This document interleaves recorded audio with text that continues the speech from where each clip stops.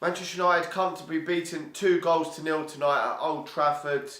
I was hoping and expecting for a bit better from Manchester United.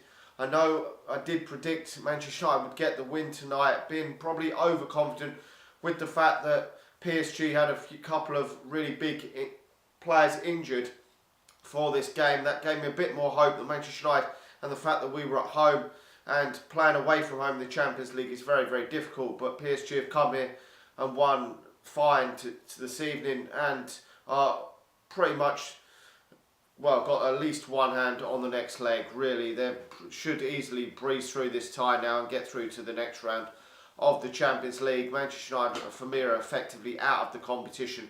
There's no hope for Manchester United turning this round in the second leg. To win 3-0 away in France will be very almost impossible for Manchester United with this current group of players that we have at our disposal. Even if we were the top team in Europe, Man City, Barcelona, I think it would be difficult to turn this tie around. 2 second half goals after Manchester United have had 2 players injured in the first half. Jesse Lingard and Anthony Martial have both come off injured. We've seen Alexis Sanchez go to the right at the end of the first half, and then Juan Mata go to the right in the second half.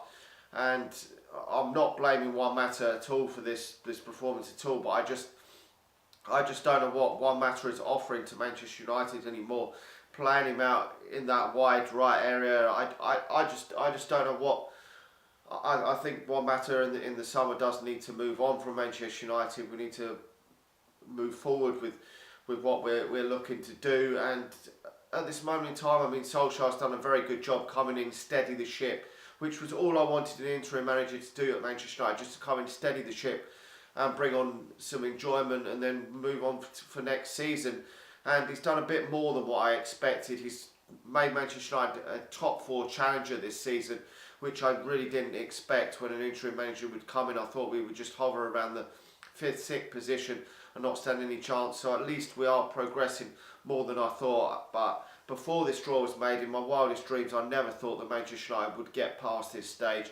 And we're probably coming up against the best team in Europe besides maybe Manchester City for me. They're probably certainly Manchester City's attack is probably the best in Europe, but PSG are a very, very good side, and even without Cavani and Neymar in their team, Mbappe is just so good, who got their second goal this evening, which effectively killed the tie off for me.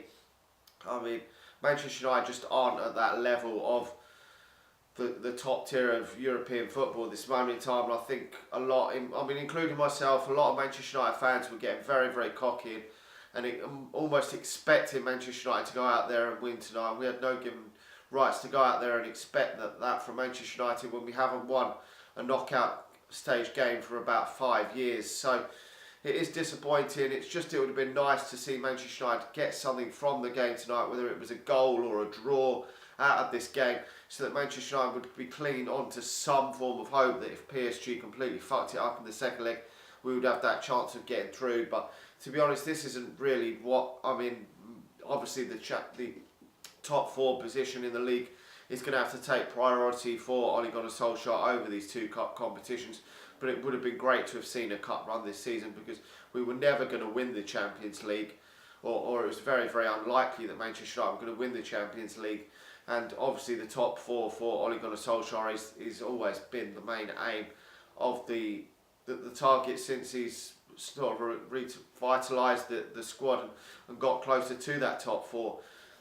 Where does Solskjaer go with this? Well, I think we're just going to have to write this tie off now and just try and concentrate on the FA Cup and the league. But it is a bit of a kick in the nuts that we're out at this stage, because this was my big worry when Manchester United got drawn against Chelsea in the FA Cup, because I knew that this tie was always going to be a massive tie for Manchester United to get through. And I thought even if Manchester United played at their best over the 2 games, it was unlikely that Manchester United would progress. And even though I said in the preview that I thought I was confident that Manchester United would win the home leg, I did say I wasn't confident that Manchester United would get through the tie overall. And I thought in Paris it would probably be just too much for Manchester United. But it's been the home game that we've actually fucked up in. But that has been my real worry with Manchester United getting Chelsea as well in the FA Cup. it does give Manchester United, if we do get knocked out, which is another possibility. Chelsea are playing a bit ropey at the moment, I do understand, but it is away from home at Stamford Bridge, a team that we never do well against at Stamford Bridge.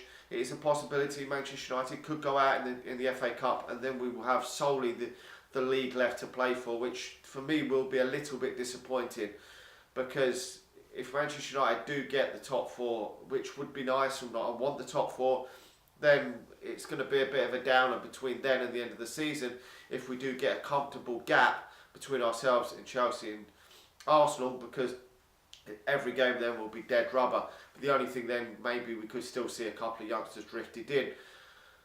But I don't really know what more to say on this. I know people are blaming the referee on Twitter and all over social media, but to be honest, we've been beaten by a team that is better than Manchester United.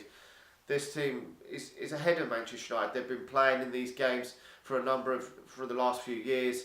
Okay, they haven't been able to beat the teams that they want to beat, the sort of teams that have been maybe favourites ahead of them to beat them in these knockout stages, the Barcelonas and teams like that in recent years, and the Real Madrids and that. But they've still been there or thereabouts in the knockout stage year after year, and Manchester United haven't been nowhere near that stage for a number of years. Last year it was Seville, this year it's PSG, and it is a learning curve. Manchester United are going to have to get better. We're playing better football under the guy. Whether Solskjaer will be in charge next season remains to be seen, but we just have to see, keep plugging away. I don't think a result over these two games will decide his fate. I think it's going to be more on, personally, who else is available out there for Manchester United, and I still think that if Pochettino says to Manchester United, I want to come to Manchester United, I still think that is the man they're going to go for. Whether it's the right man for the job, I'm still not sure. I just don't know who should be Manchester United manager. Ole has put himself well within the reckoning to be the Manchester United manager, but we're just going to have to wait and see what does happen. But it's going to be a massive summer for Manchester United. There's going to have to be some of these players cleared out. And you're looking at their squad tonight, PSG, and you're looking at some of Manchester United's squad members. I think some of these players do need to move on, and it's a bit worrying that we've managed to hold players down to more contracts. Ashley Young shouldn't be a Manchester United player. Phil Jones should no longer be a Manchester United player. And that is without some of the other players that just aren't good enough. And still that defence needs to be sorted. And maybe we will bring in more attacking options. I don't know, maybe another midfielder, but if we do bring in more attacking options and more midfield options, a lot of players are going to have to go. Even Scott McTominay isn't at the level of Manchester United. Pereira's not been performing when given the opportunity. So some of these players do need to move on, whether it's on loan or just for pastures new.